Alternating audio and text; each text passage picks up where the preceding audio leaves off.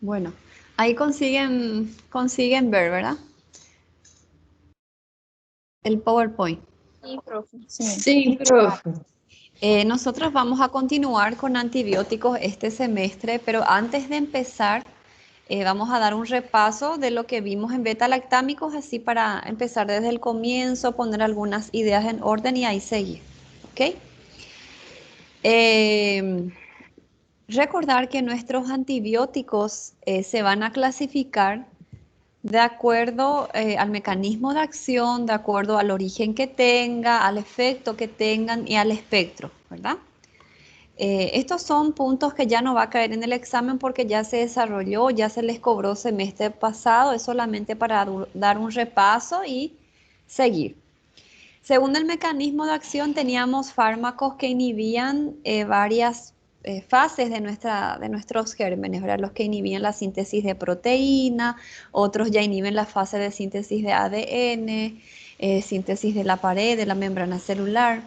Y es la clasificación que nosotros utilizamos porque es la más práctica, la que no se modifica. Según el origen, podíamos tener fármacos que tenían un origen natural, un origen totalmente sintético, un origen semi, ¿verdad? Sintético. También estaban los antibióticos que tenían un efecto de lograr detener nada más el crecimiento de las bacterias, es decir, un efecto bacteriostático, que son líneas de fármacos que nosotros utilizamos en pacientes inmunocompetentes, ¿verdad? Y tenemos aquellos antibióticos que logran tener un efecto realmente bactericida, de lisar todos los gérmenes eh, que estén produciendo el cuadro infeccioso en el paciente y generalmente son líneas de antibióticos que utilizamos en pacientes inmunodeprimidos. Y según el espectro vamos a tener aquellos fármacos de amplio espectro como los carbapenémicos, ¿verdad? Vamos a tener antibióticos ya de un espectro más limitado como las aminopenicilinas que me cubren solamente dos cepas. Y vamos a tener los antibióticos ya que son bastante reducidos en espectro, funcionando solamente para una cepa como la vancomicina, aminoglucósido u otro tipo de antibiótico. Cuando nosotros hablamos de cada uno de ellos, de las familias que integran cada mecanismo de acción, es importante recordar, ¿verdad? Inhibidores de la síntesis de la pared celular teníamos a la gran familia de los beta-lactámicos que ya desarrollamos y tenemos a los glucopéptidos que vamos a ver este semestre, la familia de la vancomicina y la teicoplanina. Después tenemos los inhibidores de la síntesis de ADN, que son fármacos muy selectivos, muy eficaces, ¿verdad? Las quinolonas y sulfonamidas, que en conjunto con los antibióticos que inhiben la síntesis de proteínas son opciones de terapia antibiótica para los pacientes que sean alérgicos a las penicilinas.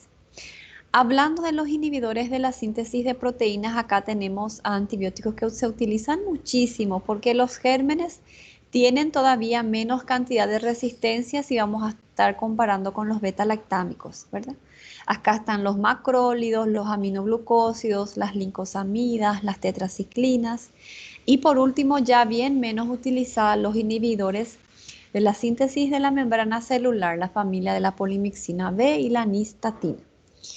Todos los beta-lactámicos, recordar que tenían en común la misma estructura, todos ellos poseen un anillo beta-lactámico, por lo tanto hay una gran prevalencia de que un paciente que sea alérgico a uno de los miembros de esta familia también lo sea al otro, ¿verdad? Una reacción alérgica cruzada por ellos tener una misma estructura química bastante similar.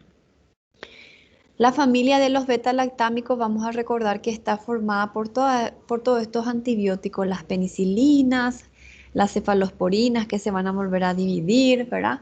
Los monobactámicos, los carbacefems, los carbapenémicos y los inhibidores de beta-lactamasa que nos vienen asociados con nuestras penicilinas semisintéticas.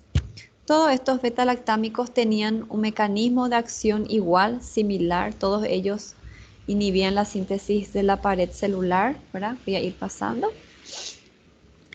Recordar que nuestras penicilinas se dividían en naturales y en semisintéticas. Teníamos varios tipos de penicilinas naturales, entre ellas las principales eran la benzatínica y la cristalina.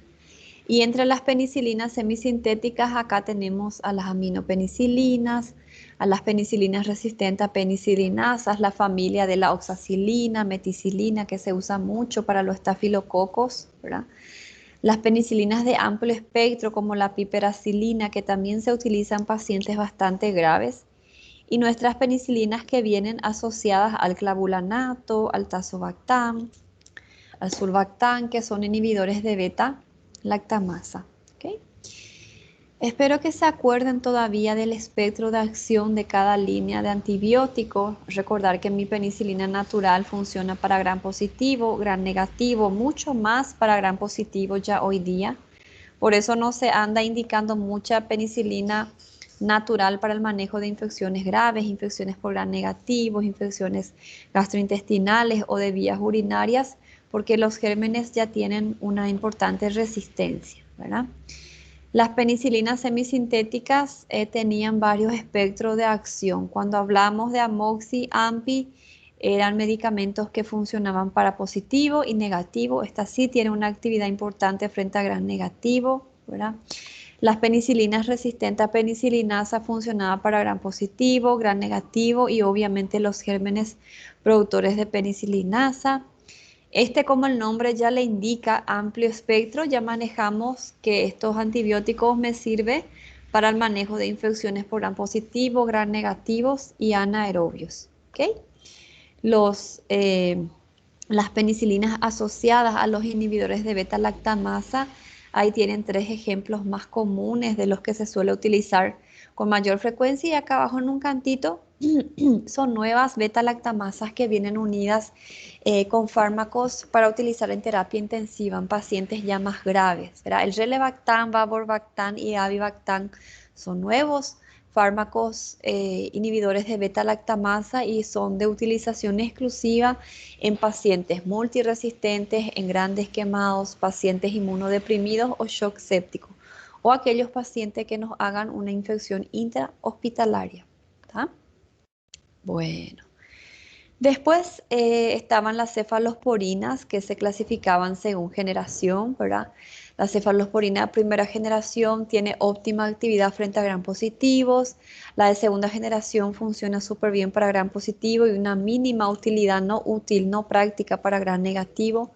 La de tercera generación funciona bastante bien para lo que es positivo, negativo, para los gérmenes productores de beta-lactamasa. Y las de cuarta generación ya solamente para pacientes graves, ¿verdad? Infecciones por anaerobios, infecciones por gram negativos y los productores de beta-lactamasa. Después habíamos estudiado también a los monobactámicos, el Astreonam, el Oracarbev, que son medicamentos que actualmente ya no se utilizan mucho por ser tóxico, por generar ya mucha resistencia en las bacterias. El Astreonam funciona para gram negativo, el Oracarbev puede utilizar para el manejo de infecciones tanto positivas como negativas. Y por último habíamos visto a los carbapenémicos, que son las últimas líneas de antibióticos que nosotros tenemos disponible para el manejo de infecciones realmente graves. El imipenem, meropenem, ertapenem no se puede utilizar en un paciente de manera profiláctica, por más que ese me haya hecho una infección intrahospitalaria. Nosotros necesitamos un cultivo previo para poder tener realmente certeza que ese germen productor de ese proceso infeccioso ya es solamente sensible al carbapenémico y tiene resistencia a todo lo demás. Solamente en ese caso, ¿ok? Tenemos novedades en lo que es carbapenémicos. Están en línea de producción nuevos fármacos de esta familia. El doripenem, panipenem son de administración endovenosa en ampolla. Están todavía en proceso de estudio, ¿verdad? Falta todavía terminar de estudiar lo que es los efectos tóxicos, la ventana tóxico-terapéutica, y estos se han producido en vista de que ya hay gérmenes resistentes al imipenem y la estatina. ¿Tá? Y también tenemos el faropenem, que es una línea de carbapenémicos que se intentó producir en formato vía oral. Llegó a tener una biodisponibilidad tolerable, adecuada, pero en vista de que la FDA vio que es muy peligrosa ponerle a mano a un paciente Que el paciente tenga a mano un medicamento de tanta potencia, de tan amplio espectro. Una vez que el fármaco sea comercializado en presentación vía oral, el paciente tiene un acceso más fácil a él, ¿verdad? Entonces, por lo tanto, es sumamente peligroso que el paciente empiece a tener acceso a estos carbapenémicos porque ahí realmente ya nos quedamos sin armas. Entonces, fue desaprobado por tener esa presentación, ¿ok? Acá tienen un cuadrito para volver a repasar la actividad de cada línea de antibióticos. Estamos hablando solamente sobre beta-lactámicos, ¿verdad? Cada uno de ellos en qué cepas puedo utilizar. Las indicaciones de uso que nosotros podíamos darle a cada beta-lactámico de acuerdo al espectro que funcione. Cuando teníamos infección de piel, nosotros podíamos utilizar las cefalosporinas de primera generación, las penicilinas naturales, la amoxicilina, ampicilina, ¿verdad? Cuando teníamos infecciones respiratorias tanto alto como bajo, generalmente son infecciones por gram positivos, entonces se podría usar en casos de una faringitis estreptocócica, por ejemplo, una natural, ¿verdad? Una penicilina natural. Después tenemos las aminopenicilinas. La cefalosporina primera generación también me cubre estreptococos y la de tercera generación ya puedo utilizar para las infecciones ya moderadas del tracto respiratorio, otitis, sinusitis, neumonías, ¿verdad? Las faringoamigdalitis resistentes a las penicilinas naturales, ¿ok? Cuando estábamos en infección de tracto urinario, entre lo que es beta-lactámico, teníamos la amoxicilina, la ampicilina, y la ceftriaxona, cefixima, que son cefalosporinas de tercera generación, que me cubre gram negativo, que es la línea de germen que generalmente produce infección en ese tracto. ¿Okay? Cuando teníamos procesos gastrointestinales infecciosos, ahí hay que cubrir gram negativos, anaerobios, entonces entre beta-lactámicos tenemos pocas opciones. La cefalosporina de tercera generación es lo que podemos utilizar en un tratamiento ambulatorio. Cuando tenemos infecciones de pared abdominal, peritonitis, abscesos de pared y compañía, acá hay que cubrir bastante bien lo que es negativo y anaerobio. Entonces tenemos las cefalosporinas de cuarta generación que son las especialistas en cubrir eso. Y si tengo por negativo, también la de tercera me va a servir, ¿sí? Ese paciente que está ahí grave en terapia, ¿verdad? Paciente con shock séptico, es un paciente que tengo a disposición varias líneas de beta-lactámicos que tienen un espectro bastante potente, como la meticilina, oxacilina, piperacilina, aslocilina, cefepime y nuestros carbapenémicos, ¿ok? Bueno, vamos a ver ahora un poquitito algunos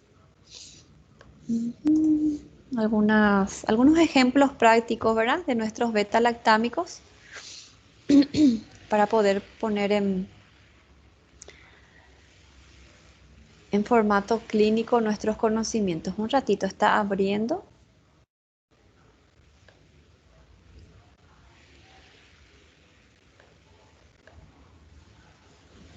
Ahí. Cuando nosotros hablamos de beta-lactámicos, por ejemplo, vamos a darle mucho uso en el día a día, ¿verdad?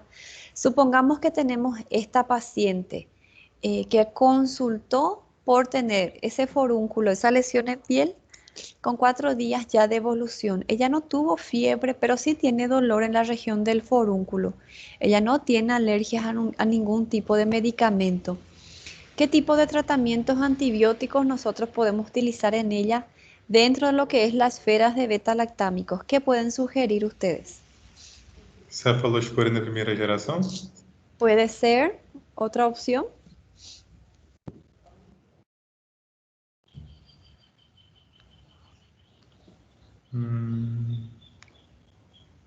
Las aminopenicilinas, Aminopenicilinas. amoxicilina, ampicilina, y no esqueçam de las penicilinas naturales también, ¿verdad?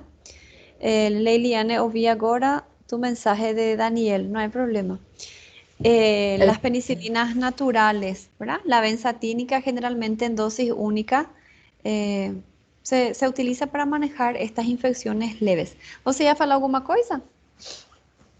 Ah, sim, é que é o Daniel, a Juliana e o Juliano, tá, professora? Eu No deixei hay problema. explicadinho aqui o que cada He um falou. visto. Obrigada. Vayan colocando en el chat Chat. sus nombres completos porque no está dando para llamar la lista todavía. Ontem no estaba dando, voy a tentar de nuevo hoy, pero en caso que no dé, así ya tengo el nombre de ustedes. ¿Está bien? Ok.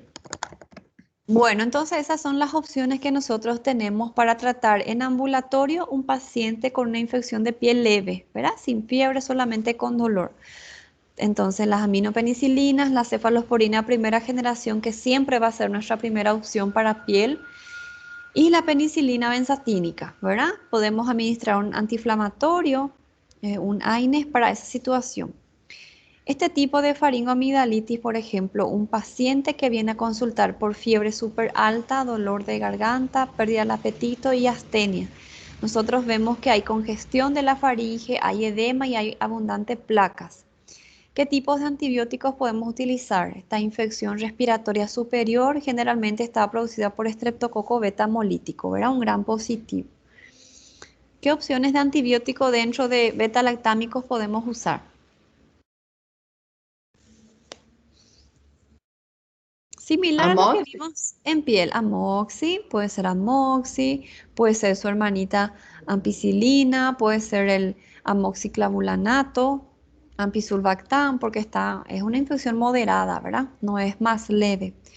Aparte de eso, ¿algún natural por ahí? Ô, profe, por ter odinofagia, poderia passar um ibuprofeno? Sí, va a tener que asociar un antiinflamatorio, un antipirético con tu antibiótico. Doutora, Hola. nesse caso, já entra com inibidor de beta-lactamase ou você pode começar com um mais leve? No, en este caso se recomienda ya empezar con un inhibidor de beta-lactamasa. Tu infección ya es moderada, no es más leve, ¿verdad? Entendi. Tá Estaría bom. bien, podrías una penicilina benzatínica, ¿ok? En esa línea. Teomacefalosporina tercera generación entraría bien, ¿sí? Bueno, otra paciente, por ejemplo, ingresa a quirófano para una cirugía, ¿verdad? Colecistectomía. ¿Qué antibióticos podemos administrar de modo intramuscular en dosis única para su profilaxis quirúrgica? ¿Cuál se usaba más? Cefazolina? Cefazolina, ¿verdad? Nuestra cefalosporina inyectable de primera generación para cubrir piel. Sinautein de primera generación, ¿cuál puede ser? Não me recordo. La cefalosporina de primera, Sí. segunda, hasta tercera generación podemos usar para profilaxis quirúrgica, ¿sí? Cefamandol, ceftriaxona, se puede estar utilizando, porque los tres me cubren gran positivo, ¿ok? A veces está en falta en el servicio, entonces son opciones que podemos tener en cuenta. Después tenemos una paciente joven, 18 años, que viene a consultar por disuria, ¿verdad? Molestia, ardor al orinar, polaquiuria, que orina varias veces al día en pequeña cantidad, fiebre leve y astenia, con 4 días ya de evolución de esos síntomas urinarios. Ella niega ser alérgica a los fármacos, niega haber medicado, no tomó ningún medicamento todavía, no nos refiere a un episodio anterior y tampoco tiene otro síntoma importante. O sea que es la primera vez que ella presenta estos cuadros urinarios, de síntomas urinarios. Nosotros le pedimos análisis de laboratorio, confirmamos que esa paciente está con una infección urinaria, tenemos una orina patológica y una leucocitosis leve a expensas de neutrófilos, ¿verdad? Bacteriano. ¿Qué tipo de antibiótico nosotros podemos utilizar? Recordar que la infección urinaria generalmente es Gram producida por negativo. gram negativo, ¿verdad? Mas también tenemos que tener en cuenta que es el primer episodio, la persona todavía no tomó ningún antibiótico, la fiebre es leve, la leucocitosis es leve, entonces estamos frente a una infección urinaria no complicada todavía. ¿Qué tipo de ATVs podemos usar en esta situación? Siempre dentro de beta-lactámico, que me cubra gram negativo. Terceira generação. Puede Norfloxacino. ser. No, quinolonas no vamos a meter todavía. Solo vamos a tratar de manejarnos con beta-lactámicos ahora. Puede ser cefalosporina tercera generación después. Otro entre los beta-lactámicos que podíamos usar también para infección urinaria, que me cubre gran negativo. Quarta generación. No, no, porque ese no da No. para darle ambulatorio, ¿verdad? Las aminopenicilina, acordate de tu amoxicilina, tu ampicilina, amoxiclavulánico, que funciona bastante bien para urinario también, porque tiene una actividad buena frente a gram negativo, ¿sí? Súper bien. Hoy vamos a ver otras líneas de antibióticos, quinolonas, sulfonamidas. La próxima clase vamos a hablar de macrólidos, que son opciones también para estos tratamientos, pero ahora estamos todavía repasando lo que es beta-lactámico. Acá, por ejemplo, tenemos un paciente varón, 42 años, nos dice que no tuvo mejoría en sus síntomas urinarios y en la fiebre, no mejoró. Él está tomando amoxicilina 3 veces al día, ya tiene 2 días de tratamiento y para su fiebre estuvo tomando paracetamol. El paciente ya tiene una resistencia a la amoxi, no está funcionando. ¿Por cuál antibiótico podíamos tratar? El paciente está estable para manejarle de forma ambulatoria todavía. Cambiar por una cefalosporina, profe. Puede ser una cefalosporina de tercera generación, ¿verdad? Regeneración. Puede resolver el problema, o una moxi con un inhibidor de beta-lactamasa también se podría usar. Professor, essa é uma dúvida minha. Quando o paciente ele é resistente à amoxicilina, tem se apresentado assim, eu posso associar com o inibidor e continuar dando amoxicilina para o paciente? Puede, porque generalmente ese germen es productor de beta-lactamasa, por eso no responde a la amoxicilina. Mas como é que eu posso explicar? Si es Como é que eu práctico, vou saber se seria somente se o micro-organismo ele é resistente ou se o paciente tem uma resistência à amoxicilina?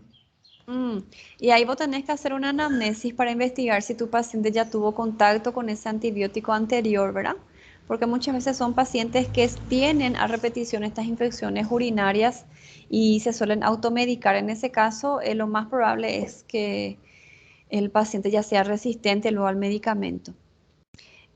Cuando vos tenés un paciente así con historial ya de infecciones urinarias, no se pide luego solamente orina simple, se recomienda cuando es de riesgo pedir un urocultivo. Entonces ahí nosotros ya vamos a tener identificado el germen y poder saber si es un productor de beta-lactamasa o no. Ah, perfeito, obrigado. Acá, por ejemplo, tenemos un paciente grave que está internado con sepsis de origen pulmonar. Nos hizo una neumonía, un derrame, hizo sepsis, ahora está grave. Él no está respondiendo a este tratamiento de piperacilina con tazobactam. Nosotros le solicitamos un hemocultivo y aparte de ser resistente a estos fármacos, tiene resistencia contra la vancomicina, tetraciclina, oxacilina, meticilina. ¿Qué opción nos sobra para utilizar en este paciente multiresistente, paciente grave? Nesse caso que o paciente está internado, tem a opção da cefalosporina de quarta geração? Puede ser, cefalosporina de cuarta generación es una opción. ¿Y otro? ¿Cuál era el más potente entre todos los antibióticos? É esse que eu tô tentando lembrar, que agora não tá vindo na cabeça. Carbapenémicos. Los carbapenémicos, ¿verdad? Imipenem, meropenem, ertapenem, ¿tá? Obviamente que en el antibiograma tiene que indicar sensibilidad al carbapenémico y resistencia también a tu cefalosporina de cuarta generación, o sea que te tiene que decir que ya es solamente sensible al carbapenémico para utilizar, pero es una opción que vamos a tener en cuenta. Mi Professora, cefalosporina de cuarta y tu carbapenémico. Hola. em relação a, no caso, a resistência também bacteriana, como a gente sempre tem que tomar cuidado com antibiótico, era bom começar com cefalosporina de quarta geração, como o Luan falou, né? E aí, Espera que un caso não ratito. melhorasse, aumentasse No, com carbapenêmico, né? Ou não? no te estoy escuchando. ¿Vos me podés repetir otra vez? Eu aumentei aqui meu som. No caso, como paciente, a gente tem que sempre estar atento na questão da resistência bacteriana, a gente poderia começar com cefalosporina de quarta geração, como o Luan disse, caso não funcionasse, entrar com carbapenêmico. Claro, esa sería la opción, la mejor opción para el paciente, justamente para evitar la resistencia, ¿verdad? Sería la Doutora, conducta ideal. Hola. Sim, sim. Pegando esse pensamento do Tiago, porque quando eu estava estudando carbapenêmicos, sempre deixava uma observação falando sobre a toxicidade dos carbapenêmicos. Sí, Como que lida com isso? Porque, por exemplo, no caso desse paciente, ele está internado, ele já não está no seu melhor estado imunológico, nem do seu sí. metabolismo para poder estar excretando esses carbapenêmicos. Como é que se relaciona a dose desses carbapenêmicos com o estado do paciente para evitar uma toxicidade? Si tu paciente no tiene una disminución de la tasa de filtrado glomerular, se entra con la posología común y corriente para un paciente adulto, ¿verdad? Ahora, si tu paciente ya tiene disminución de la funcionalidad renal, vos tenés que ajustar la posología del medicamento de acuerdo a su aclaramiento de creatina. Entonces, un paciente que está en shock séptico, que se va a someter a un tratamiento con un carbapenémico, es aquel paciente que cada 48 horas sí o sí tenés que hacerle orina de 24 horas y un perfil renal para ir evaluando cómo va yendo esa funcionalidad renal y ir ajustando la dosis de tu carbapenémico si hay necesidad. Si no tem cómo realizar la medición de la tasa de filtrado glomerular, entonces no podés utilizar un carbapenémico. Es muy grande la probabilidad que en un paciente en shock séptico te haga una falla renal aguda. Entendi. Existe una Seguindo, tabla solo para terminar, existe una tabla en nefrología donde vos tenés una lista de todos los medicamentos y la posología que se tiene que administrar de acuerdo a cada valor de la filtración glomerular del paciente. Entonces, el nefrólogo se va a guiar por ese. não querendo fugir do tema, mas, por exemplo, no caso, eu administro carbapenêmico. Se acontecer um caso de intoxicação no paciente, qual que é o procedimento? El paciente para intoxicarse con un carbapenémico tiene que ser un paciente que esté con una funcionalidad renal más o menos estadio 3, ¿verdad? Tiene que estar filtrando aproximadamente 60 ml por minuto más o menos. Si vos tenés una toxicidad renal en ese caso, vos podés estar administrando diuréticos a dosis bastante mínimas para tratar de aumentar un poquitito la excreción de ese medicamento. Obrigado. Nada, pueden fijarse que nuestro panel de aulas está todavía blanco, ¿verdad? No tengo como marcar a lista, entonces van a tener que seguir mandando en el chat, ¿ok? Les voy a volver a proyectar el otro.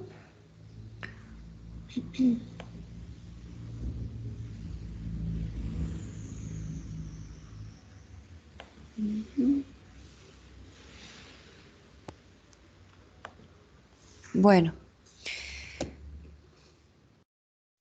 Citemos 3 opciones de antibióticos para tratar infecciones de piel y partes blandas. ¿Qué antibióticos podemos usar para piel y partes blandas? Podemos usar penicilinas naturales, podemos usar aminopenicilinas, podemos usar las cefalosporinas de primera, segunda, tercera generación, ¿verdad?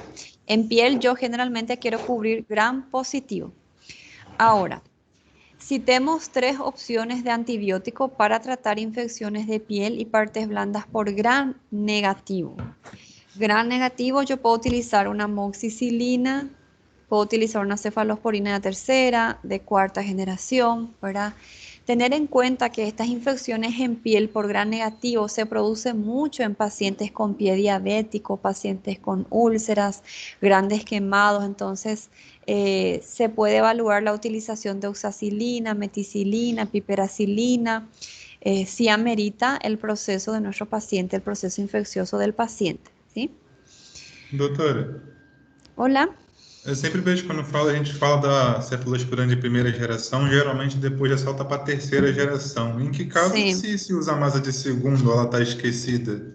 Sí, ella ya está bastante disminuida su utilización porque actualmente no tiene más una efectividad comprobada útil contra los gram negativos. Entonces es un medicamento que está perdiendo espacio en el mercado y quedó solamente en uso, la de primera, tercera y cuarta, ¿verdad? Pero es Entendi. importante saber que ella te puede funcionar para gram positivo en caso que vos no tengas a mano Pero no es que la de segunda generación tiene una menor actividad frente a gram positivo, no, ella funciona sumamente bien. Solamente porque la otra tiene un mejor espectro de acción sobre los gram negativos también, se está utilizando inclusive de forma mayor frente a las de primera ya. La que está agarrando todo son las de tercera generación. Professora, no slide anterior, a senhora Uhum. falou sobre gram negativo, né? A Sim. cefalosporina de terceira geração, ela é mais contra gram positivos, né? E algumas cepas de gram El- negativo, né? Ella sí, ella es gran positivo, ella tiene una buena actividad frente a gran negativo, pero no llega a ser excelente como la de cuarta generación. Pero sí, ya Então, tiene, en gran parte de los gran negativos ya es efectiva. então, nesse caso, então, eu já podia pular para a quarta já, em vez de ir para a terceira? Você tem que lembrar que a cuarta solamente viene en ampolla inyectable, então es para manejo intrahospitalario. Si tu paciente está internado, ¿verdad? Entonces no habría problema de utilizar una cefalosporina que tenga ya esa acción dirigida. Estaría bien también. Ah, tá bem, obrigado. No tem disponible vía oral para tratamiento en ambulatorio. Bueno, cuando tenemos un paciente con infección gastrointestinal, no va a ser de elección de entrada nuestros beta-lactámicos. El día de hoy vamos a ver fármacos que sí funcionan en mejor manera para una diarrea infecciosa.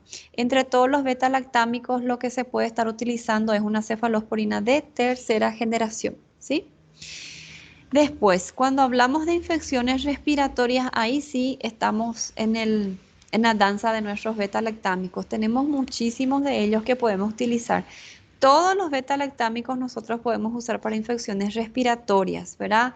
Desde las penicilinas naturales, las aminospenicilinas, las cefalosporinas, y cuando tengamos pacientes con derrames, pacientes graves que nos hicieron a partir esta bacteriemia a partir de este foco pulmonar, tenemos a las penicilinas de amplio espectro, las resistentes a penicilinasa. O sea que prácticamente todos los beta-lactámicos yo puedo estar utilizando en una infección respiratoria. Ahora, ¿cuáles son las opciones que nosotros tenemos para tratar esos pacientes graves, inmunodeprimidos con shock séptico? Tenemos a las cefalosporinas de cuarta generación, tenemos a los carbapenémicos, tenemos a las penicilinas resistentes a penicilinasas, tenemos a las penicilinas de amplio espectro, ¿verdad? Y fuera de estos beta-lactámicos vamos a tener otros medicamentos como los glucopéptidos, las tetraciclinas, los aminoglucósidos, que son fármacos que se utilizan bastante en pacientes graves, ¿ok? Cuando tenemos un paciente con infección respiratoria por gram negativo, generalmente son infecciones ya moderadas, infecciones complicadas, una otitis, una sinusitis crónica, una neumonía atípica. Son pacientes que solemos tratar ya de modo intrahospitalario, ¿verdad? ¿Qué tipo de antibióticos podemos utilizar? Acá podemos usar nuestra cefalosporina de tercera generación, que es bastante potente, y yo tengo en presentaciones vía orales para tratar al paciente a la casa. Si mi paciente se va a internar, tengo de la tercera, tengo de cuarta, y ahí están las otras penicilinas sintéticas más potentes. Entonces dimos un repaso general por lo que es las familias de los distintos beta-lactámicos, los fármacos que entran en cada familia. Dimos un repaso por el Doutora, espectro de acción. Hola. nesse slide anterior, que você estava falando de uma infecção respiratória por gram negativo, pode entrar com aminopenicilina mais inibidor ou não? Puede entrar. Assim. Voy a poner el otro slide un ratito. Profe, Hola. a senhora poderia depois disponibilizar esse slide para gente? Que aí, para refazer esses casos clínicos, assim, e ir montando um raciocínio, por favor? No hay problema. Voy a mandar ahí en el chatcito junto con nuestra otra clase. Dale, pa. Tá ótimo. Obrigada. Bueno. Voy a ponerles el otro un ratito.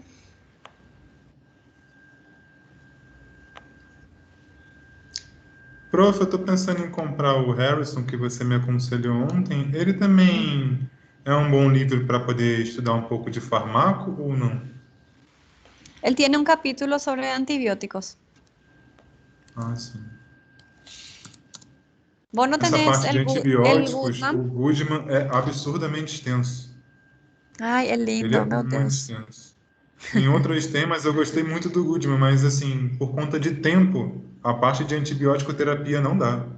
Agora, o Es muy resto tudo eu largo, fiz ¿verdad? pelo Goodman. A antibiótico Es terapia é muito largo. grande. Sí, sí. Hay un Fármaco para o sistema libro nervoso, tudo en... foi lindo pelo Goodman, mas antibiótico Sí. terapia não dá. Farmacología Ilustrada en portugués. El Verdade, autor o Goodman ese es súper bueno. começa no 49 até os 60 e pouco de antibiótico terapia é enorme. É, não Sí, dá, não ¿verdad? tem condição. Ele No fica termina tratando nunca. bactéria por bactéria, cara, não tem Eh, condição. Malária, Tal então, malária é antibiótico enorme. tiene efectividad contra tal, tal, tal. Así mismo.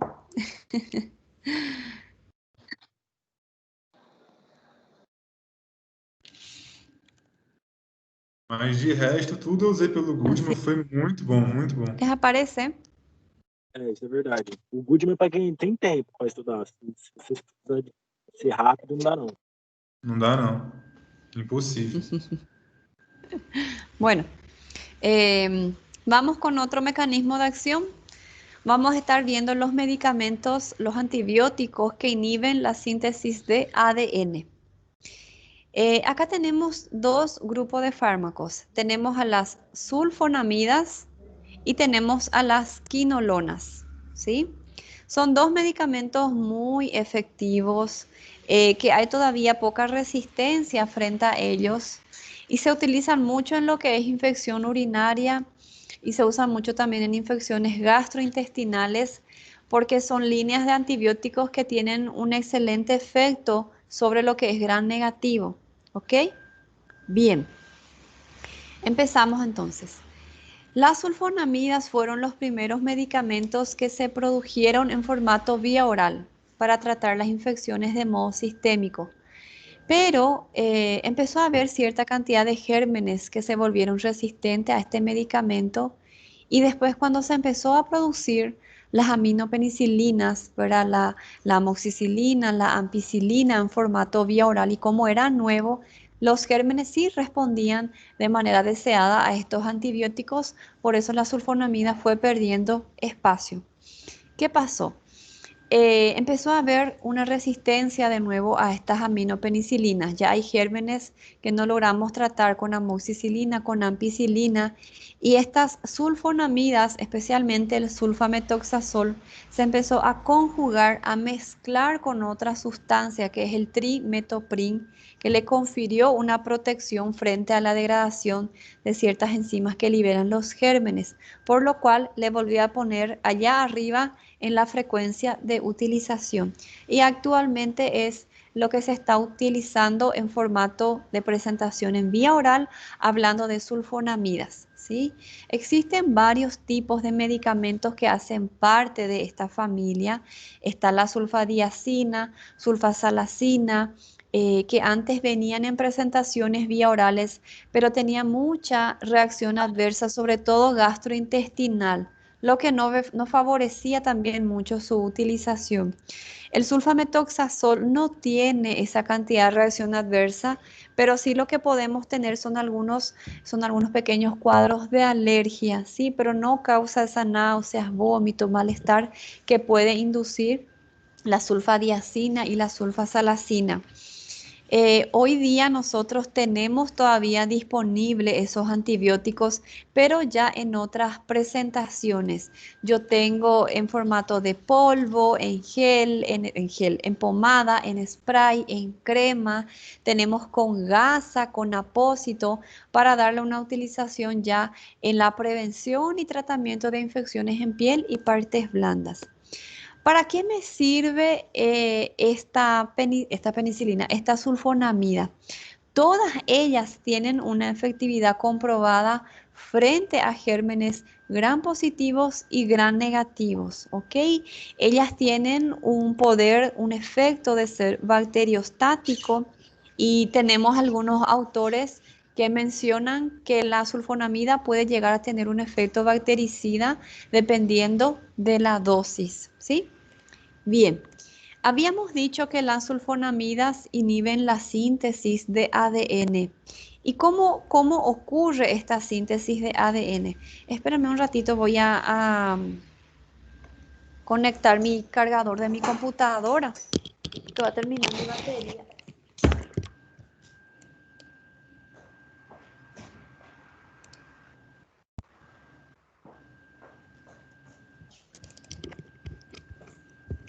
Ahí sí, ya ligué. Bueno, nuestra sulfonamida, tanto la sulfadiazina, la sulfasalazina, nuestro trimetoprim, sulfametoxazol, es un medicamento que va a estar inhibiendo, destruyendo, minimizando la actividad de una enzima. Esa enzima se llama dihidroteroato sintasa. Y esta enzima es esencial para la bacteria porque la bacteria utiliza esa enzima para incorporar, para mezclar en el ácido PABA, en el ácido paraminobenzoico, el dihidroteroico, el ácido dihidroteroico, que es un precursor que la bacteria necesita para formar folatos, ácido fólico y a partir de eso sintetizar su ADN. Por eso hay muchos libros que dicen que las sulfonamidas trabajan, tienen su efecto, ¿verdad?, sobre la síntesis de folato. Todas las sulfonamidas van a tener este mecanismo de acción.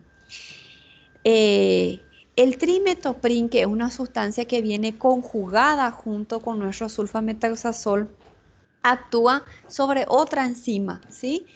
Es una enzima que es producida por parte de la bacteria y esa enzima se llama dihidrofolato reductasa, que es una enzima que tiene la capacidad de degradar también nuestro sulfametoxazol. Entonces, esta sulfonamida tiene, no ligué mi cámara, tiene una doble acción sobre el germen, por eso es la que tiene una mejor efectividad, hay muy poca cantidad todavía de resistencia y es la que se usa bastante hoy día, es la que quedó en formato de vía oral, ¿sí? Cuando nosotros hablamos de esta sulfonamida que vienen en presentaciones para manejo de infecciones sistémicas, ¿verdad? Tienen una buenísima biodisponibilidad, se puede llegar a absorber el 100% del medicamento toda vez que no haya presencia de alimentos, ¿verdad? Puede llegar a tener hasta un 30% más o menos de unión a las proteínas plasmáticas, no es mucho, entonces ella va a tener una buena distribución. Yo voy a lograr tener concentraciones importantes del sulfametoxazol en placenta, en líquido cefalorraquídeo, en peritoneo, ¿verdad?, en líquido pleural, en el humor acuoso, en líquido sinovial, por justamente ella no tener mucha unión a proteínas plasmáticas. Sabiendo y conociendo que esa misulfonamida me sirve para tratar infecciones gram positivas y es muy efectiva frente a gram negativas, de eso nosotros vamos ya a tener una idea de qué tipo de infecciones podemos tratar, ¿verdad? Para empezar, es una opción para tratar infecciones en los pacientes que sean alérgicos a las penicilinas, ¿sí? Esta sulfonamida tiene una potencia un poco mayor que las aminopenicilinas. Es más fuerte que mi amoxicilina, que mi ampicilina, ¿sí? Entonces, si vamos a comparar, tiene la potencia más o menos de una cefalosporina de tercera generación. Puedo utilizar para infecciones moderadas porque me va a responder de forma deseada, ¿sí? Yo puedo utilizar para infecciones urinarias, altas y bajas. Puedo utilizar para infecciones gastrointestinales. Yo puedo utilizar para infecciones de piel, ¿verdad? Puedo utilizar para infecciones respiratorias, altas y bajas, porque tiene ese espectro bastante importante, esa potencia adecuada para tratar infecciones moderadas. Tenemos que tratar de no utilizar en infecciones leves, ¿verdad? Por ejemplo, tenemos un paciente con una infección urinaria, primer episodio como aquel que vimos hace rato. El primer episodio de infección urinaria, la paciente no suele tomar mucho antibiótico, ¿verdad? Pero tiene alergia a la penicilina, ¿verdad? Y hay muchas veces nosotros no podemos darle amoxicilina y ya queremos dar de cara un trimetoprim sulfametoxazol. Es una droga potente, ¿verdad? Moderadamente potente, entonces yo voy a tener otras opciones que también son opciones para los alérgicos que no sean de una potencia tan alta como este medicamento en el caso de los macrólidos, la citromicina, claritromicina, que vamos a ver en la próxima clase. Entonces, este fármaco realmente podemos usar para estas situaciones, pero para infecciones moderadas, justamente para tratar de evitar la formación de resistencia de los gérmenes a este medicamento, ¿sí? ¿Se acuerdan que habíamos dicho que la sulfadiazina, sulfasalazina tenían muchas reacciones adversas gastrointestinales, ¿verdad? Aparte de eso, lo que no favoreció mucho su utilización mediante vía oral también fueron estas reacciones graves, como formación de cristales de urato, ¿verdad? Litiasis renales, anemias hemolíticas, situaciones de agranulocitosis. Por más que ustedes se pueden fijar que la prevalencia es mínima, menor al 1%, son cuadros muy graves, por lo que no se recomendó más su utilización y se fue sacando del mercado y actualmente ya solo hay en presentaciones tópicas. Ahora, nuestro trimetoprim sulfamethoxazol no está exento de reacciones adversas, como cualquier fármaco, perdón, se describen algunas, ¿verdad? Son las situaciones de anorexia, un poquitito de malestar, náuseas y más raro, vómito, ¿ok? No es muy frecuente esas manifestaciones gastrointestinales. Lo que solemos tener en primer lugar, por eso les puse arriba, son las situaciones de rash cutáneo, aquellos cuadros de urticarias en piel con abones, mucho prurito, que se puede manejar con un antihistamínico y un corticoide. Eso es lo que suele producir, ¿verdad? Pacientes que desarrollan cuadros alérgicos al medicamento. Las sulfonamidas no son un grupo de antibióticos de primera elección en pacientes gestantes. En ellas siempre van a ser los beta-lactámicos, pero se puede estar evaluando su riesgo-beneficio de estar utilizando o no en el primero y segundo trimestre. Se trata de evitar su utilización ya en los últimos 3 meses porque esta bilirrubina, esta sulfonamida logra atravesar la placenta, ¿verdad? Y en el bebé nos va a producir una ictericia. ¿Por qué se produce esta ictericia, esta situación de hiperbilirrubinemia neonatal? El medicamento desplaza a la bilirrubina de la albúmina, de la proteína que le está transportando, entonces queda mayor cantidad de bilirrubina libre circulando en plasma y eso va a dar la coloración amarillenta de piel y mucosas. Aparte que eso se puede acumular también en el sistema nervioso central y ahí vamos a tener síntomas de focalización, síntomas neurológicos bastante graves, lo que nosotros llamamos de kernicterus, ¿ok? Entonces, atender mucho para utilizar el trimetoprim sulfamethoxazol en el 7º, 8º y 9º mes de gestación, ¿sí? Yo tengo que atender para utilizar también este medicamento en pacientes que sean diabéticos y se estén tratando con glimepirida, glibenclamida, glicazida, porque son fármacos que aumentan la concentración de las sulfonilureas y el riesgo de que el paciente me haga hipoglicemia es mayor, ¿verdad? Entonces yo tengo que ajustar la dosis de mi medicamento o muchas veces se recomienda cambiar de antidiabético para utilizar esta terapia antimicrobiana. También ella aumenta la concentración de los anticoagulantes que pueden producir un mayor riesgo de sangrado en el paciente. En este caso se recomienda no ajustar la dosis del anticoagulante, sino que cambiar de opción de antibiótico. Y los pacientes con trastornos motores, pacientes psiquiátricos, pacientes epilépticos que se tratan con fenitoína y dantoína, son fármacos que también tienen la concentración aumentada, entonces podemos tener ese efecto depresor aumentado en el paciente, por lo que hay que disminuir la dosis de estos medicamentos. El trimetoprim sulfamethoxazol actualmente nosotros tenemos en presentaciones de jarabe, Para niños y para adultos existen comprimidos, ¿verdad? Yo tengo en dos posologías, tengo de 960 y tengo de 480 miligramos. Ambos se administran 2 veces al día, ¿sí? Y la sulfadiazina, sulfasalacina es la que nosotros tenemos hoy día ya solamente en presentaciones tópicas. Gasas, ¿verdad? Para poner encima de las úlceras y evitar que eso se nos sobreinfecte, las pomadas, las cremas, los sprays en aerosol, que se usa mucho en pie diabético, en grandes quemados, en pacientes que tengan vasculopatías y tengan dificultades de la cicatrización. Esto viene en polvo también para poner encima de heridas, ¿sí? Muy bien. El otro grupo de antibióticos que nosotros utilizamos para el tratamiento de infecciones por gram positivos y gram negativos son las quinolonas. Fíjense el símbolo de la embarazada negado, ¿verdad?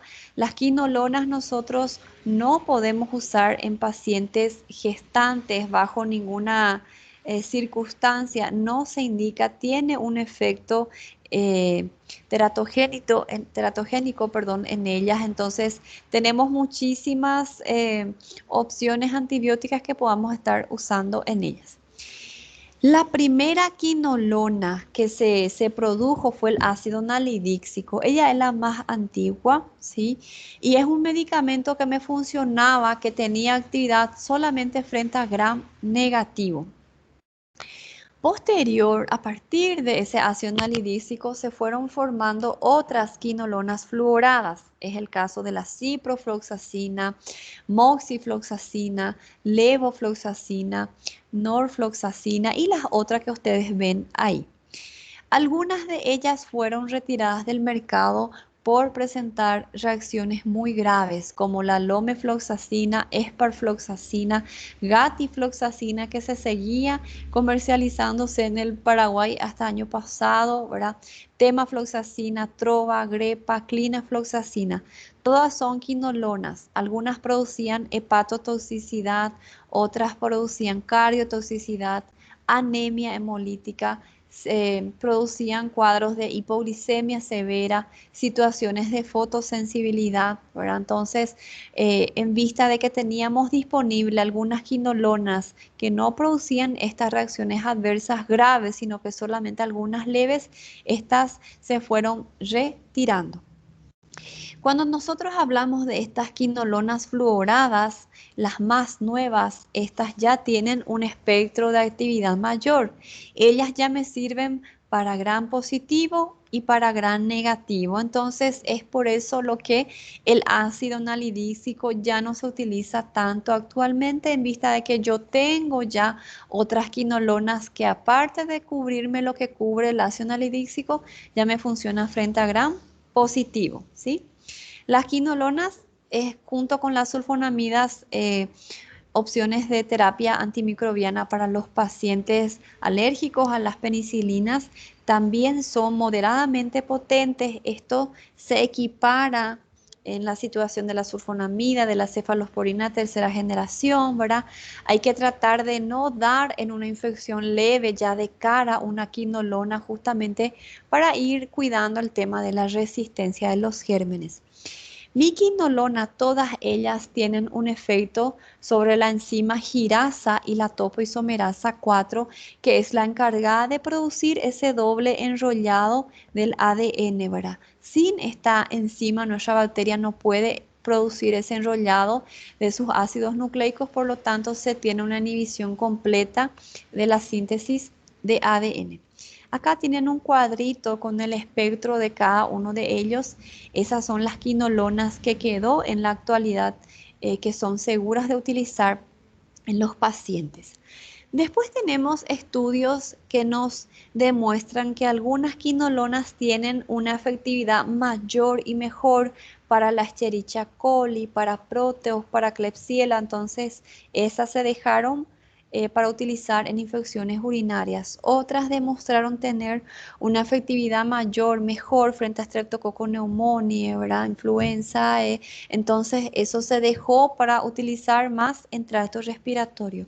Después hay un estudio que dice, no, la cipro funciona bastante bien para lo que es salmonella, shigella. Entonces, se dirige ese antibiótico para el manejo de infecciones gastrointestinales. Por lo tanto, vamos a tener ciertas indicaciones de uso específicas para algunas quinolonas y para otras. Gracias a esos estudios que nos demostraron esta mejor actividad de cada línea de fluoroquinolona para estar cubriendo cada germen. Esto ustedes pueden leer también en el Goodman. Nuestro autor también defiende esta utilización. Cuando tenemos infecciones urinarias, ya sean infecciones altas o bajas, lo que mejor funciona es el ácido nalidíxico, la ciprofloxacina y la norfloxacina, ¿sí? Cuando tenemos una infección respiratoria, ya sea baja o sea alta, ¿verdad? Yo puedo utilizar una moxifloxacina, una levofloxacina. Cuando tengo una diarrea infecciosa, una infección gastrointestinal, ahí puedo estar utilizando una ciprofloxacina, ¿ok? Por eso ustedes casi siempre ven que todas las infecciones urinarias se manejan con cipro. Cuando hay neumonías moderadas importantes, se puede usar mucho la levo, ¿verdad? Para casi todas las diarreas ya se empieza de entrada con cipro. Es porque tenemos estudios que demuestran una mayor efectividad de ese antibiótico para cubrir esos gérmenes, ¿sí? Esto es algo bastante importante de recordar para nosotros aplicar en las prácticas cuando estemos de vuelta con la clínica, ¿verdad? Bueno, las reacciones adversas que nosotras podamos tener con estas quinolonas son mínimas. Un poquitito de malestar, sensación de dispepsia y algunas pequeñas cantidades de vómito, pero es en muy pequeña frecuencia de los pacientes. Esas quinolonas que nosotros vamos a utilizar para el manejo de infecciones urinarias, para la cipro, la norfloxacina, se administran 2 veces al día. Esas quinolonas que nosotros utilizamos para el manejo de tracto respiratorio, moxifloxacina, levofloxacina, se utilizan 1 vez al día. El ácido nalidíxico es el más antiguo, ¿verdad? Entonces un medicamento todavía no tan mejorado y tiene una necesidad de estar administrando 4 veces al día. Un factor que no favorece mucho también su utilización en vista de que tengo otros fármacos de la misma familia que tiene un espectro de acción mayor y se necesita administrar menor veces al día. ¿Ok? Bueno, al final de esta clase yo les puse a ustedes un slide donde explico la conducta. Ya sabemos que tenemos la cefalosporina tercera generación, tenemos la aminopenicilina, tenemos las quinolonas, tenemos las sulfonamidas y estoy con una infección urinaria. ¿Cuándo yo sé que voy a empezar con una quinolona o en qué momento yo voy a optar por una amoxicilina o una cefalosporina? ¿Sí? Vamos a ir viendo al final para ir manejando ya nuestro esquema de tratamiento en el paciente. Vamos a dar una pausa, son 14:42, 15 minutitos de tiempo y nos volvemos a conectar a las 15 en punto. Váyanse a tomar una agua, un café para que no se cansen mucho. Y ahí seguimos. ¿Está bien? Adentro. Nos vemos a las 3.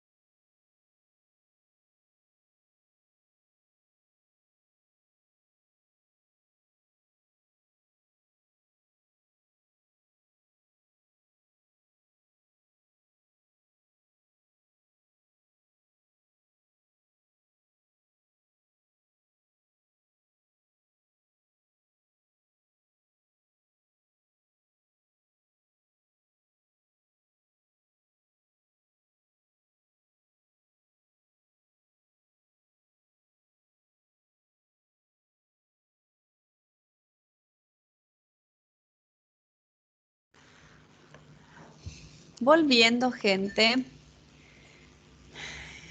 A ver, ya están todos conectados. Estamos aqui, profe. Voy a mirar un poco la lista. Todos ya pusieron sus nombres, ¿verdad? Súper bien.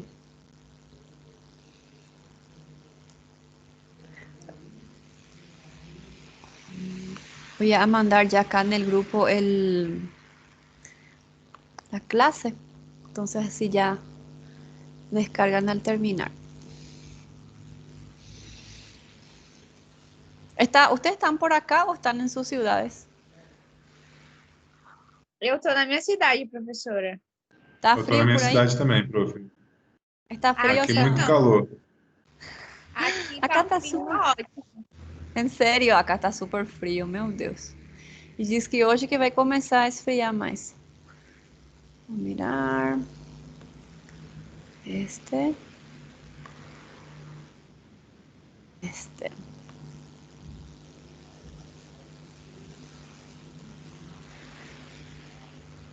Ahí está cargando, enseguida ya les va a llegar. Les mandé el repaso ese de beta-lactámicos, esas preguntas para repasar casos clínicos, ¿verdad?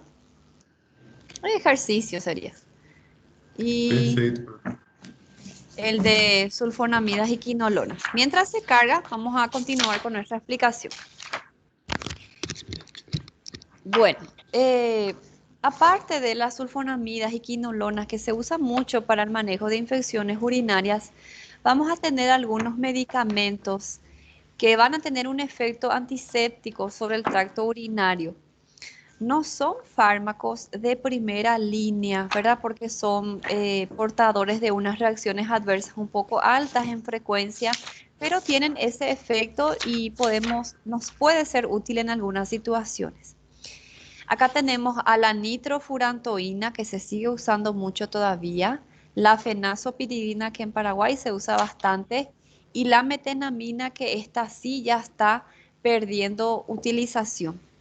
Son fármacos que no logran tener una importante concentración en plasma, por lo tanto, ella no se utiliza para el tratamiento de infecciones sistémicas, pero sí tiene una buenísima concentración en túbulos renales, por eso nos sirve para tratar infecciones urinarias.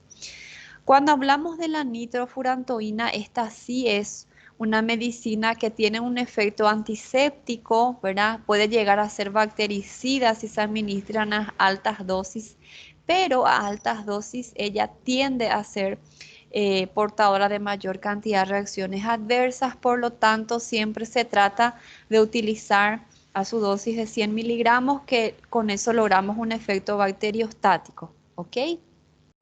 La nitrofurantoína yo puedo utilizar para prevenir una probable infección urinaria y para tratar una infección urinaria ya que está en curso. Es un fármaco que logra inhibir completamente la acetilcoenzima A de la bacteria. Entonces, de ese modo, nuestro germen no puede tener un buen metabolismo de los carbohidratos y no puede tener una correcta formación, no logra sintetizar de forma adecuada su pared celular. Por eso hay algunos libros que dicen que la nitrofurantoína tiene un mecanismo de acción de inhibir la síntesis de pared celular de un modo indirecto, ¿sí? Este medicamento viene en presentaciones de comprimidos vía orales y tiene buenísima absorción, tiene muy buena biodisponibilidad.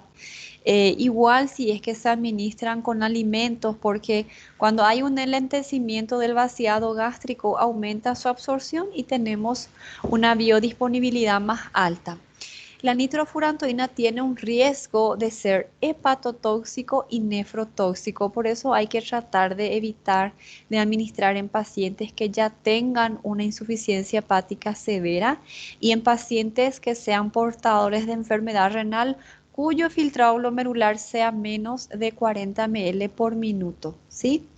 Yo tengo actualmente la nitrofurantoína de 100 miligramos y esto se da 4 veces al día, y estos son los gérmenes que son todavía sensibles a este medicamento, el estafilococo aureus, Escherichia coli, que casi siempre es la encargada de producir las infecciones urinarias, ¿verdad? Enterococos, Corynebacterium, que da mucho en pacientes ancianos, Staphylococcus epidermidis. Son gérmenes que responden al tratamiento con una nitrofurantoína, pero siempre ella va a ser de segunda elección por ese riesgo de nefro y de hepatotoxicidad, ¿sí? Aparte, la línea de reacciones adversas gastrointestinales son bastante altas. Tenemos gérmenes como el Proteus, que da mucho en pacientes prostáticos, Pseudomonas, que tenemos en las infecciones intrahospitalares, y Klebsiella ya son resistentes. Entonces, las infecciones urinarias complicadas, aquellas en pacientes gestantes, pacientes hospitalizados, pacientes con sonda, pacientes prostáticos, ancianos, portadores de litiasis, inmunodeprimidos, que son del grupo que me suele hacer infección por estos gérmenes, yo no puedo tratar con una nitrofurantoína, ¿ok? Hay que hacerle recordar al paciente a quien le vamos a someter al tratamiento con este fármaco que ella produce una orina color café. Ese color que ven ahí queda la orina durante que el paciente esté administrándose el tratamiento, y esto va mejorando después de 48 horas más o menos de que dejó de tomar el fármaco. Es alta la tasa de cantidad de náuseas, de vómitos, diarrea, dolor de estómago que pueda dar la nitrofurantoína.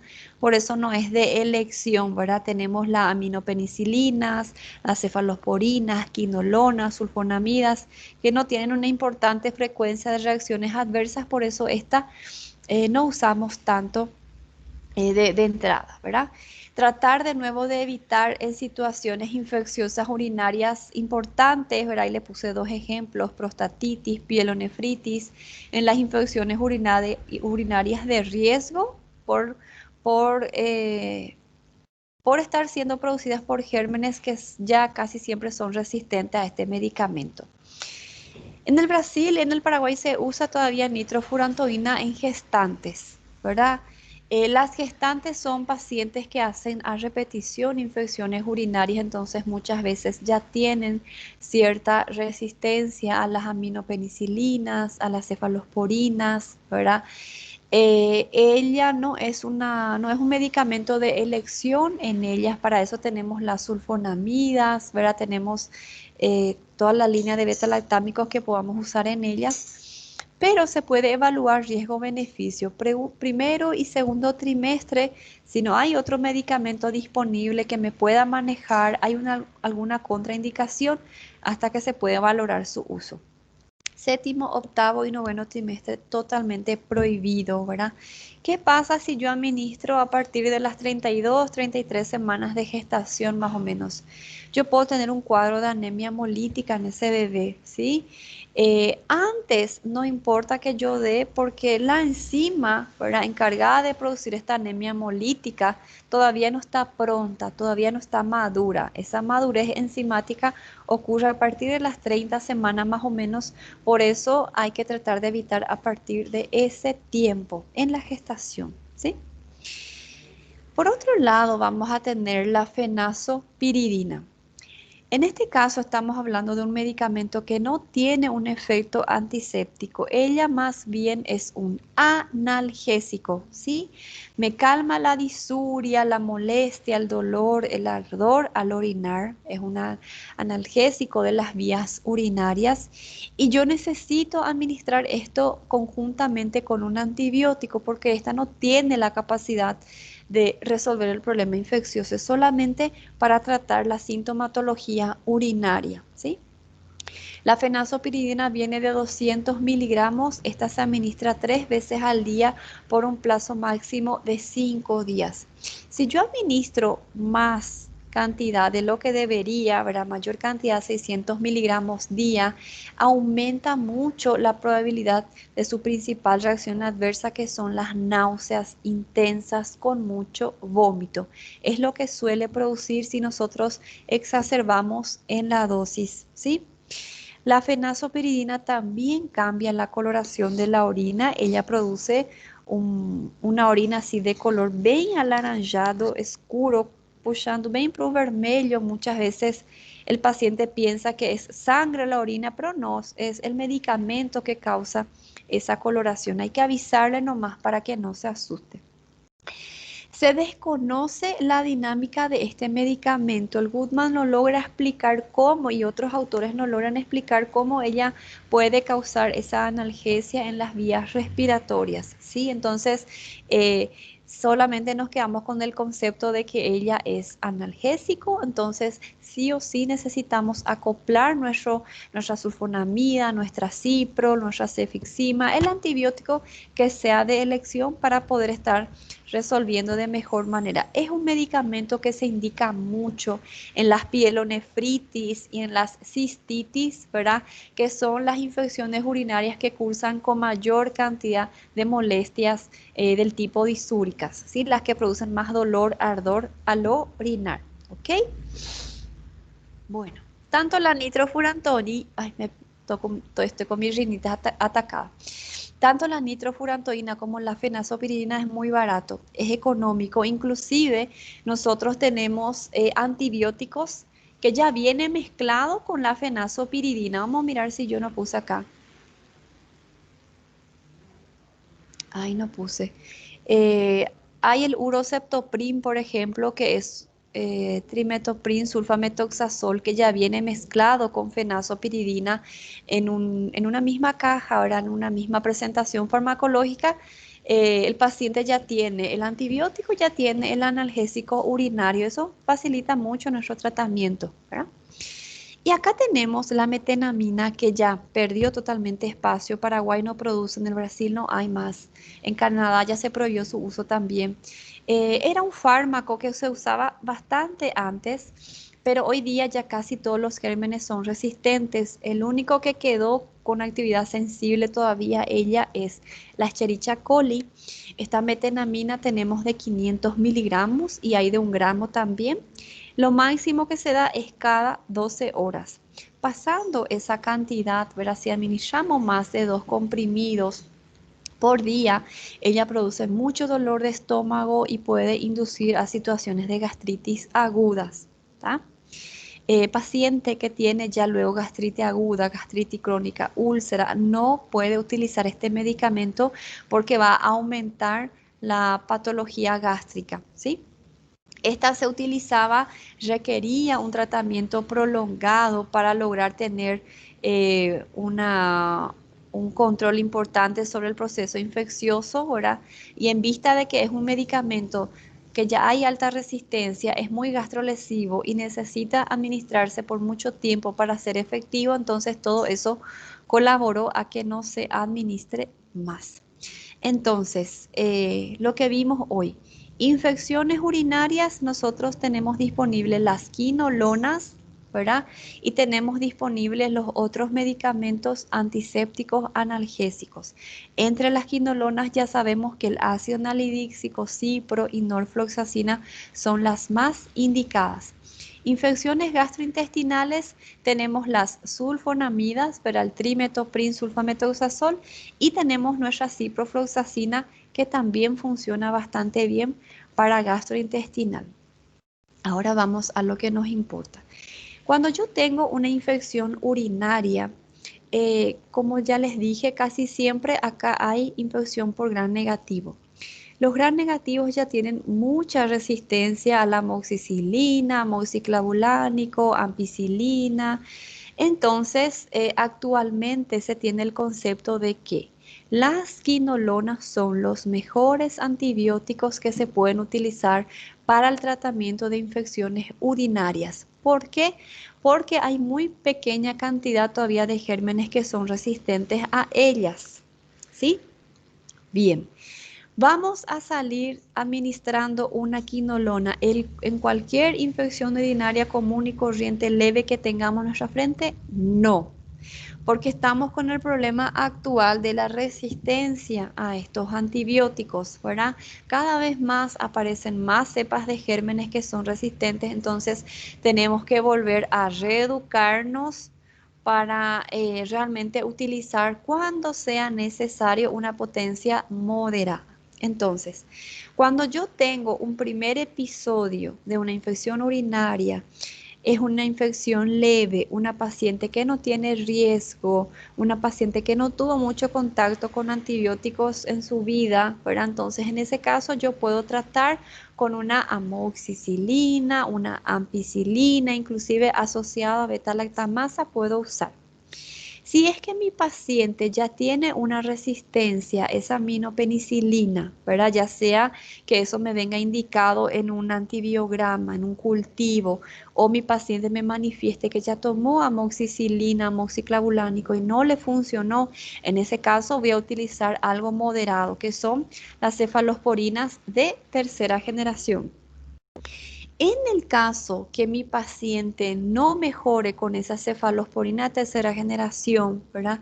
En el caso que sea un paciente que ya tiene historias previas de infecciones urinarias, no es el primer episodio, suele tener luego esas molestias urinarias. En ese caso de recidivas, reinfecciones, ahí yo puedo utilizar de entrada mis quinolonas, ¿ok? Si mi paciente tiene alergia a las quinolonas o no está disponible, entonces en ese caso mi segunda opción son las sulfonamidas. Para las gestantes siempre va a ser de elección los beta-lactámicos, ¿ok? No usar quinolonas en gestantes. Sabemos que en caso de resistencia podemos usar las sulfonamidas primero y segundo trimestre de la gestación. Podemos usar la nitrofurantoína también en ese tiempo. O sea que hay otras opciones y no es solamente la quinolona la que nos queda. En el caso que yo tenga un paciente con una infección urinaria leve y ese paciente sea alérgico a la penicilina, entonces ahí en ese caso yo puedo usar acitromicina o una quinolona porque no tengo otra opción para estar tratando una infección urinaria. Siempre empezar por acitro si es leve y si tengo resistencia ahí recién estar saltando para las quinolonas, ¿verdad? Cuando tengo una infección gastrointestinal, de entrada nosotros podemos ya manejar con una ciprofloxacina, ¿sí? Es buenísima, tenemos buena respuesta de los gérmenes a este antibiótico. Si el paciente tiene alguna contraindicación o no está a mano una quinolona, podemos utilizar unas sulfonamidas, ¿verdad? Las cefalosporinas de tercera generación son las adecuadas para una paciente que está dando de mamar o está gestante y también nos sirve bastante en una infección gastrointestinal. No es de elección inicial una cefalosporina de tercera generación. Siempre va a ser nuestra cipro o nuestro trimetoprim sulfametoxazol. ¿Ok? Cuando tengo infecciones respiratorias, también voy a dejar para utilizar mis quinolonas y mis sulfonamidas cuando esas infecciones sean infecciones moderadas. Recordar que ella tiene un grado de potencia similar a una cefalosporina tercera generación, entonces voy a usar en situaciones de infecciones ya más importantes, infecciones que ya no responden a penicilinas semisintéticas, ¿verdad? La amoxiclavulánico, ampicsulbactam, o en situaciones de alergia a estos beta-lactámicos, ahí recién estar utilizando, ¿sí? Siempre acordarme de la moxifloxacina y levofloxacina, que son las mejores para tracto respiratorio. Cuando tenemos infección de piel, lo mejor para la infección de piel son las cefalosporinas de primera generación.